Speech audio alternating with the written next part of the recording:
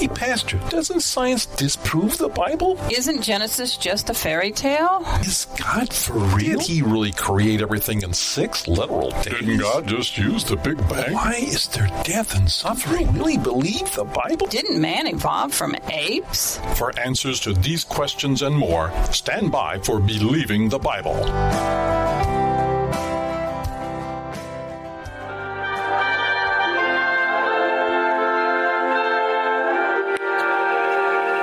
Professor, I just heard the most awful news.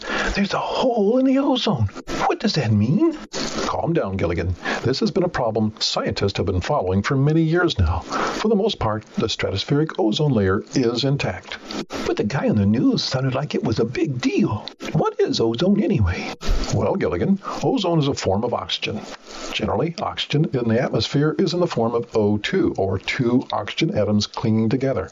But when exposed to certain wavelengths of ultraviolet light, it can ionize to O3, or a molecule of 3 oxygen atoms, called ozone. Gee, Professor, is ionizing bad? Yes, it can be, but in the case of forming ozone in the upper atmosphere, it's a good thing. You see, the ozone decreases the penetration of certain types of harmful UV radiation to the Earth's surface. Too much UV radiation would kill life on Earth. Wow, that's so cool. Where did oxygen come from? That's an excellent question, Gilligan. In Earth's primordial atmosphere, there was no oxygen, for oxygen would actually keep the simple single-celled organisms, Earth's earliest life forms, from forming in the first place. Some of those primitive organisms evolved into algae, which over millions of years developed the capacity to generate oxygen. As oxygen reaches the stratosphere, it becomes ionized into ozone, thus protecting life here on Earth. Professor, would UV light also kill the earliest simple single-celled organisms? Of course it would, but the ozone layer prevents that. Oh, yeah. But wait, that doesn't make sense, because you said there wasn't any oxygen in the beginning, so how could the ozone layer form? Don't worry, little buddy. It doesn't have to make sense to us. We have scientists to explain these things. Right, Professor? Actually, Skipper, Gilligan has a point. I may have just subjected myself to the logical fallacy of circular reasoning. And here, I thought I was the only one who went around in circles.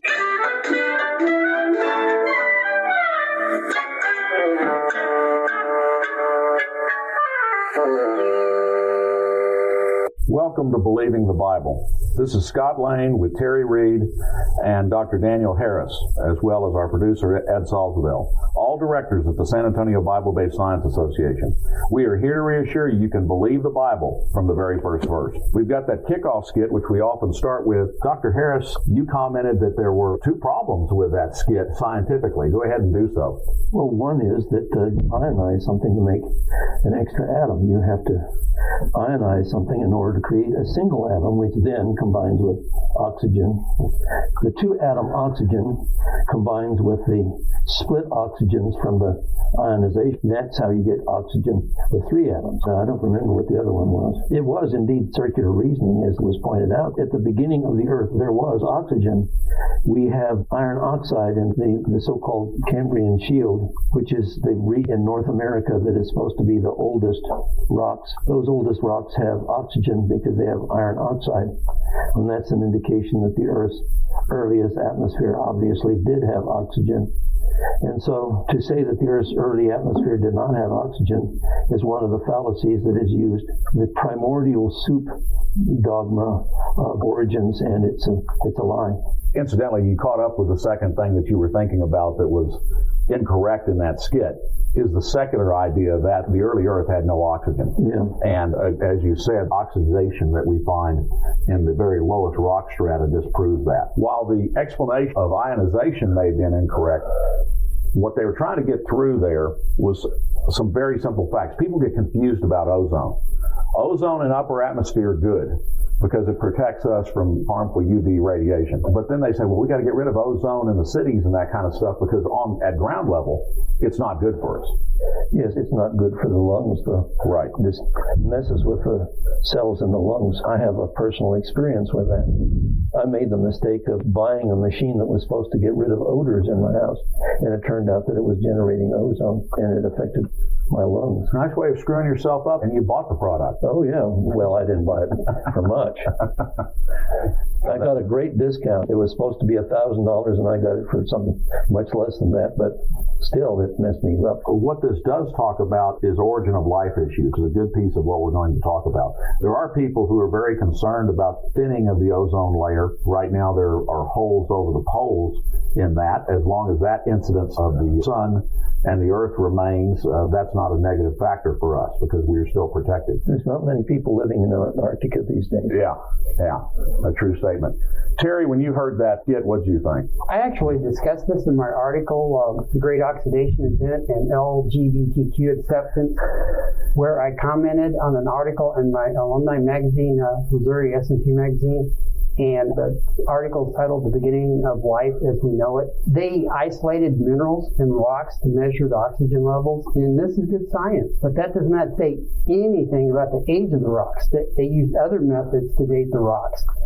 So a person doing a casual reading of the article would think that the really good science of measuring the oxygen levels in the various minerals and the rocks confirmed the time of this alleged great oxidation event 2.4 billion years ago. But in reality, this is just another research project that makes old Earth Darwinistic conclusions when it starts out with old Earth Darwinistic assumptions. And also, I remember back in the 70s, they were worried about the ozone layer. Now they are worried about man-made global warming / climate change. They can't even decide what that is. So I would say what is really destroying this country and what we really have to worry about now is the breakdown of the nuclear family and the rejection of the Bible as truth. Terry, you are a unique individual. I don't think anybody else could float an argument from the ozone layer to LGBTQ. Gosh, that is fascinating. You are listening to Believing the Bible. This is Scott Lane with Terry Reed, Dr. Daniel Harris, and Ed Salzadell. If you would like to learn more, go to sabsa.org. That is SABBSA.org. Today we're talking about not really the the ozone layer, but really the origin of life, because that's what was implicit in this hit. There are very big differences in the biblical worldview and the secular worldview. The secular worldview believes there was a Hadean earth, a molten earth.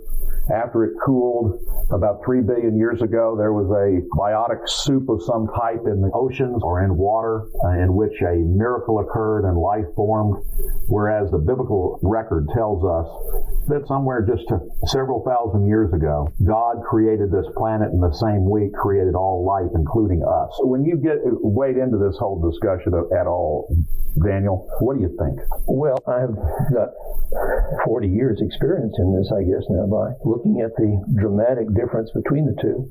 The thing that impresses me most that I share with people is the fact that in order to have life, you have to have information in order to organize the various sequence of amino acids in proteins.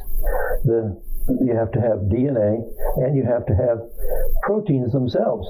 You can't make the DNA without the proteins, and you can't make the proteins without the DNA. And the information has to be embedded in the DNA and the proteins on the very first day that they start operating. This is one of the things that Dr. Dean Kenyon impressed with that converted him from being one of the main promoters of naturalism to the believer in intelligent design. Information has to be there. There is no random process that can create information, organized information. You have to have hundreds of proteins in a cell in order for it to function. Hundreds.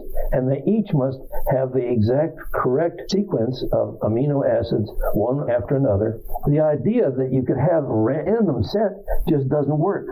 In the Miller-Urey experiment, which is commonly referenced as the indicator that this happened, it did not produce any ordered sequences. And there were as many left-handed amino acids as there were right-handed amino acids. And all it takes is one right-handed amino acid in a protein in order to make it toxic. So you can't say that life arises out of this stuff, this tar-like goo is produced in the Miller-Urey experiment. It did not have oxygen in that atmosphere. But there was atmosphere. Early atmosphere. They said that was the early atmosphere, but it did not have oxygen, but it had to. And water is one of the things that destroys proteins. There was plenty of water.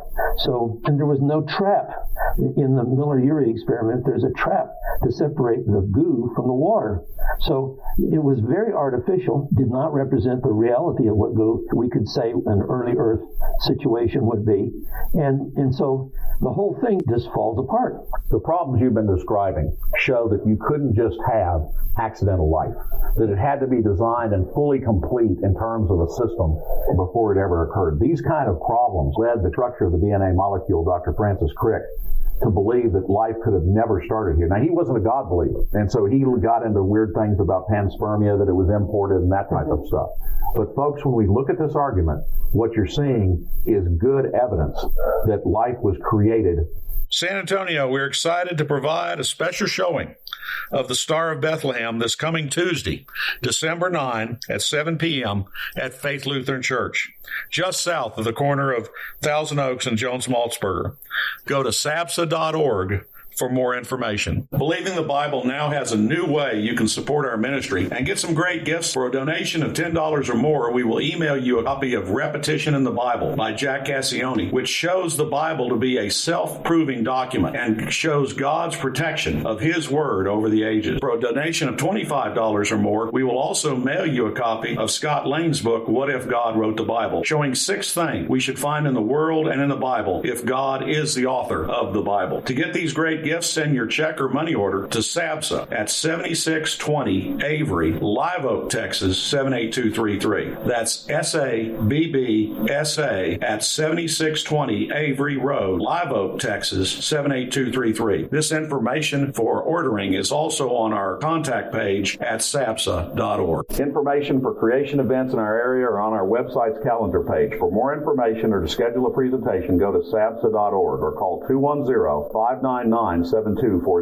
When you go to our website, you can click on a link to our newsletter. Our website has a link for contact information on which you can order our newsletter to be emailed to you, or you can call us. Also go to whyshouldyoubelieve.com. That is Terry's website containing articles looking at current day issues from a biblical perspective. SABSA meets the second Tuesday of each month at 7 p.m. We are now meeting at Faith Lutheran Church just south of the corner of Jones Maltzberger and Thousand Oaks. There you will find biblical apologetics and creation science teaching found nowhere else in Bexar County, as well as the availability of books and videos on these important subjects. If you missed any part of this show, you can listen to the show anytime by going to the AM 630 KSLR, the Word in South Texas website. Click on KSLR Podcast, scroll down until you find Believing the Bible. Please join us again next Saturday for Believing the Bible. I'm Scott Lane, and for Terry Reed, Dr. Carl Williams, and Ed Salzwell, thanks for listening, and we hope you found today a reason to believe the Bible.